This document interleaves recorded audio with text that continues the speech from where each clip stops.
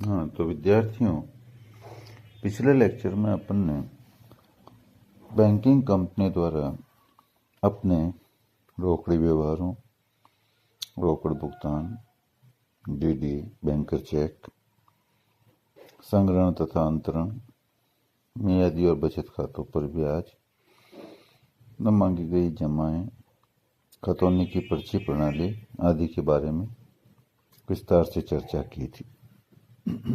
आज अपन स्वीकृतियां तथा प्रष्टांकन, एक्सेप्टेंस एंड एंडोर्समेंट्स के बारे में जानकारी प्राप्त करेंगे। बैंक अपने ग्राहकों की तरफ से बिलों को स्वीकार भी करती है और उनका बेचान भी करती है। बिल स्वीकार करने पर बैंक का उस बिल के लेखक के प्रति दायित्व उत्पन्न हो जाता है और जिस ग्राहक की तरफ से बैंक ने यह बिल स्वीकार या प्रष्टांकित किया है, उससे बैंक रुपया मांगना शुरू कर देती है। मतलब रुपया मांगना शुरू हो जाता है, जिससे वह बैंक की संपत्ति हो जाता है। इस प्रकार इसका दोहरा प्रभाव होने के कारण ये बैंक के लिए संपत्ति भी है और दायित्व भी है। इसलिए इन्हें अनुसूची 12 में स्वीकृतियां, बेचान एवं अन्य दायित्वों के उपशीर्षकों में अलग से दर्शाया जाता है। परिपक्वता तिथि पर बैंक उन बिलों का भुगतान कर देती है जिन्हें वह स्वीकार कर चुकी है तथा जिनकी तरफ से बिल स्वीकार किया गया था, उनसे बैंक राशि संग्रहित कर लेती है। यदि कोई ग्राहक भुगतान करने से मना करता है या भुगतान करने में असमर्थता जाहिर करता है, तो बैंक उस प्रतिभूति को बेचकर राशि वसूल कर सकता है जो कि बैंक के पास ग्राहक ने जमा करवा रखी है। बैंक ऐसे बिलों का लेखा करने के लिए स्वीकृतियों का रजिस्टर, बिल एक्सेप्टेड रजिस्टर बनाती है, जिसमें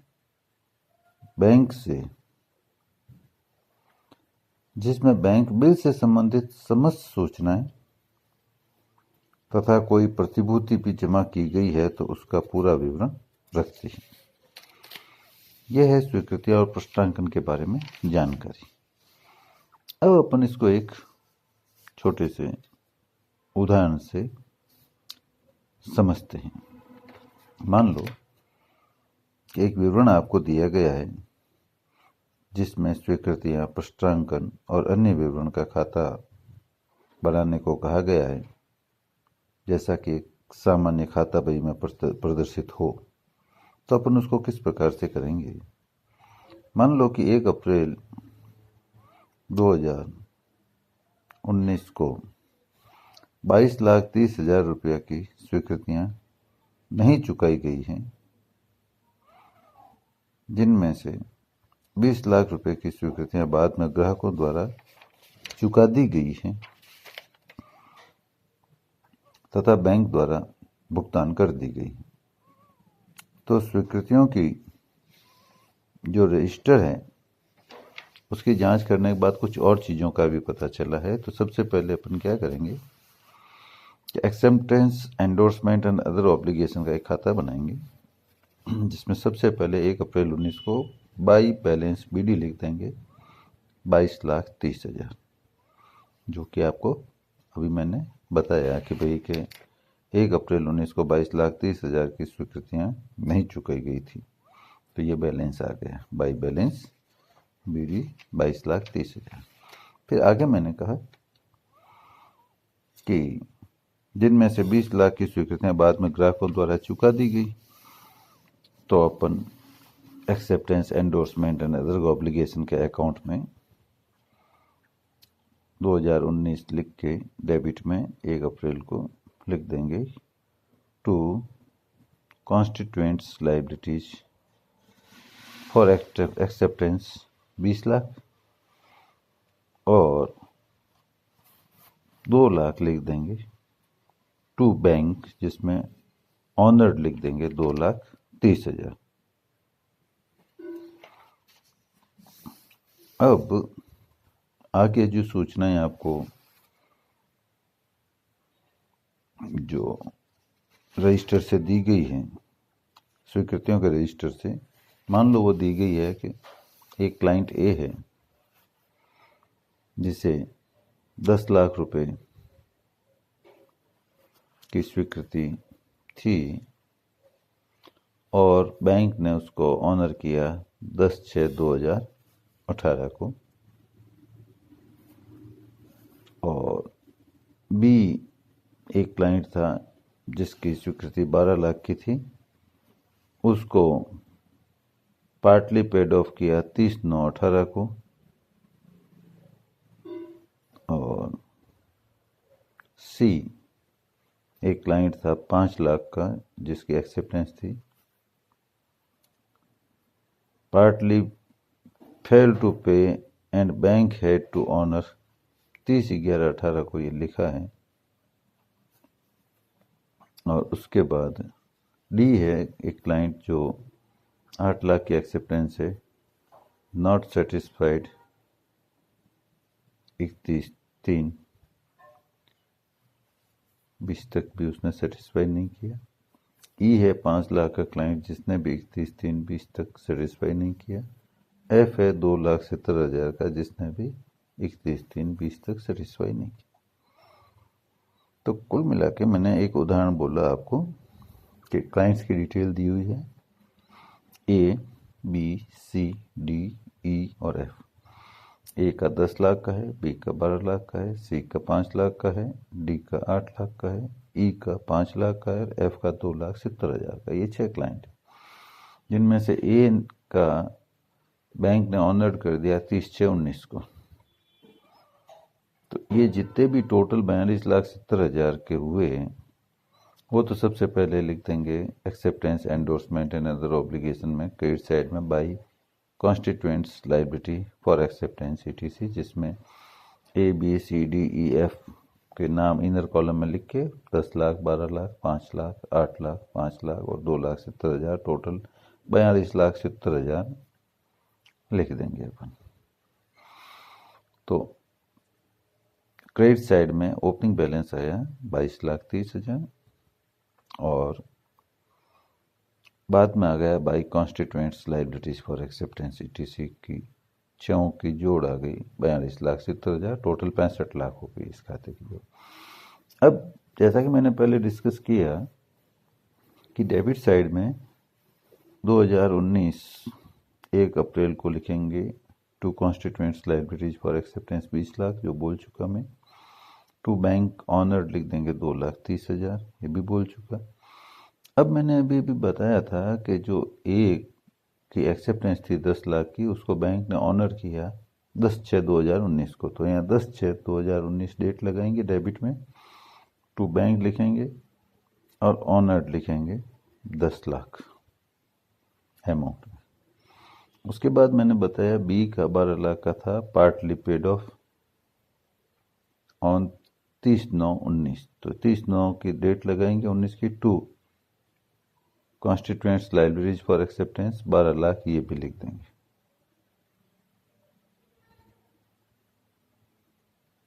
उसके बाद सी का बताया था 5 लाख का, जिसमें मैंने बोला था partly fails to pay and bank had to honour on 30/11/2019। तो यहाँ लिख देंगे to bank account paid bracket में due to failure of client 5 lakh. उसके बाद डी, ई और एफ में मैंने बोला था नॉट सेटिस्फाइड, नॉट सेटिस्फाइड, इसका कुछ नहीं लिखा जाएगा। और 31/3/20 को टू बैलेंस CD आ जाएगा इन तीनों की जोड़ के बराबर। ये जोड़ आती है 15,70,000, तो ये बैलेंस सीडी हो जाएगा। इस तरह से ये खाता बन जाएगा। अब सबसे इम्पोर्टेंट इसमें यह है कि संग्रहण के लिए प्राप्त बिलों में से अंतिम लेखे की तिथि पर जो भी अवशिष्ट बिल होते हैं उनकी राशियां जिनका निपटारा होना बाकी हो, बैंक के लिए प्राप्य तथा देय दोनों ही रूपों में विद्यमान रहती है। जिस ग्राहक ने संग्रहण हेतु बिल बैंक को सौंपा हो वह एक प्रकार से बैंक का लेनदार बन जाता है, और जिस अन्य बैंक या किसी व्यक्ति से उक्त बिल की राशि संग्रहित की जानी हो उसे बैंक का देनदार माना जा सकता है। इस प्रकार संग्रहण की कार्रवाई पूरी होने तक इन बिलों के संदर्भ में बैंक स्वयं लेनदार और देनदार दोनों हैसियत में आ जाता है। इसलिए निर्धारित प्रारूप में संग्रहण के लिए उपस्थित बिलों को संभावित दायित्व की सूची या अनुसूची 12 में सम्मिलित न कर उससे पृथक मद के रूप में प्रदर्शित करने का प्रावधान किया गया है, परंतु इनके मद अधिक होने पर भी सबकी एक सी प्रकृति होने के कारण इनके लिए स्वतंत्र अनुसूची निर्धारित न करके सूचना के रूप में स्थान निर्धारित कर दिया गया है। इस शीर्षक के सामने ऐसे सभी संग्रहण योग्य बिलों की राशियों का योग आ जाएगा जो अंतिम लेखों की तिथि पर निपटाने बाकी हो। इसके बाद अपन लेते हैं संग्रहण के लिए बिल्स फॉर कलेक्शन।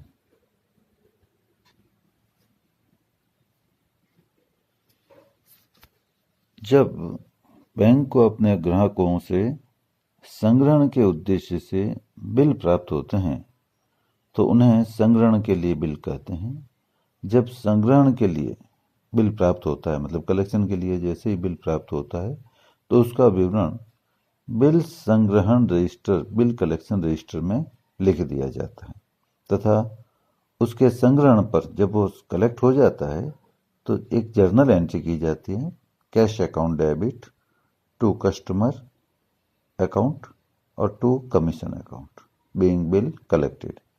बैंकों द्वारा संग्रहण के लिए रखे गए बिलों को अंतिम खाते बनाते समय चिट्ठे की टिप्पणी के रूप में अनुसूची 17 के अंतर्गत दर्शाया जाता है। इसे एक अपन उदाहरण से समझते हैं। मान लो कि प्रेरणा बैंक लिमिटेड आपको कुछ सूचनाएं देती है कि साल के शुरू में बिल्स फॉर कलेक्शन 10 लाख हैं और चालू साल में वर्ष के दौरान बिल जो कलेक्शन के लिए प्राप्त हुए हैं वो 1,40,00,000 है और जो बिल वर्ष के दौरान कलेक्ट हुए हैं वो 95 लाख के हैं और जो बिल डिसऑनर्ड हुए हैं वर्ष के दौरान वो 15 लाख के हैं। तो इन्हें संपत्ति और दायित्व पक्ष के लिए संग्रहण के लिए बिल खाता जो बनाएंगे, बिल फॉर कलेक्शन अकाउंट, दो बनते हैं, एक लायबिलिटीज के लिए और एक एसेट के लिए, तथा वर्ष के अंत में संग्रहण के लिए बिलों की राशि कितनी होगी ये अपन ज्ञात करते हैं। देखो, तो इनके लिए पूछा जाता है, क्वेश्चन हो तो जो मैंने सूचनाएं दी उसको इस तरीके से पूछा जाएगा। Prerna bank limited provides you the following information: bills for collection at the beginning at the year 10 lakh, bills received during the year for collection 1,40,00,000, bill collected during the year 95 lakh और bill dishonoured during the year 15 lakh. Prepare bill for collection account for assets and liability side and calculate bills for collection at the end of the year. तो सबसे पहले खाता बनाओ bill for collection account और bracket में लिख दो for liabilities. उसमें जो ओपनिंग बैलेंस 10 लाख दिया हुआ है उसमें लिख दीजिए बाई बैलेंस बीडी 10 लाख। उसके बाद 1,40,00,000 के bill received during the year लिखे हैं, तो उसमें लिख दो by bills for collection 1,40,00,000, total आ जाएगी 1,50,00,000। अब डेबिट साइड में लिखिए टू बिल्स फॉर कलेक्शन, जो आपको bill collected during the year लिखे वो लिख दो 95 लाख। फिर लिखिए to bills for collection account जो डिसऑनर हुए 15 लाख लिख दीजिए। उसके बाद आ जाएगा एंड में टू बैलेंस सीडी वर्ष के अंत का 31 मार्च का, तो टोटल है 1,50,00,000, उनमें से ऊपर वाले घटा लो तो पीछे बच जाएंगे 40 लाख। ये आपकी टोटल आ गई। इसी तरह से bills for collection account bracket में फॉर लाइबिलिटीज लिख दो, तो जो उधर क्रेडिट में लिखे थे इधर डेबिट में आ जाएगा to balance BD 10 lakh, to bill for collection 1,40,00,000, total 1,50,00,000। वही क्रेडिट में आ जाएगा by bills for collection 95 lakh, by bills for collection जो डिसऑनर हुए हैं 15 लाख, और बाई बैलेंस सीडी आ जाएगा 40 लाख, टोटल 1,50,00,000। उसके बाद जब बिलों को खरीदा जाता है या बिलों का क्रय या बट्टे पर भुगतान किया जाता है, तो उसके बारे में अपन जानकारी प्राप्त करेंगे। परचेज और डिस्काउंटिंग ऑफ बिल्स, तो बिलों का क्रय या बट्टे पर भुगतान बैंक का एक ऐसा कार्य है जिसके अंतर्गत बैंक ग्राहक की इच्छा पर उससे बिल खरीदकर परिपक्वता से पूर्व उसका ग्राहक को भुगतान कर देती है। इसको अपन बिल डिस्काउंटिंग कहते हैं। भी इसको अपन डिस्कस करेंगे।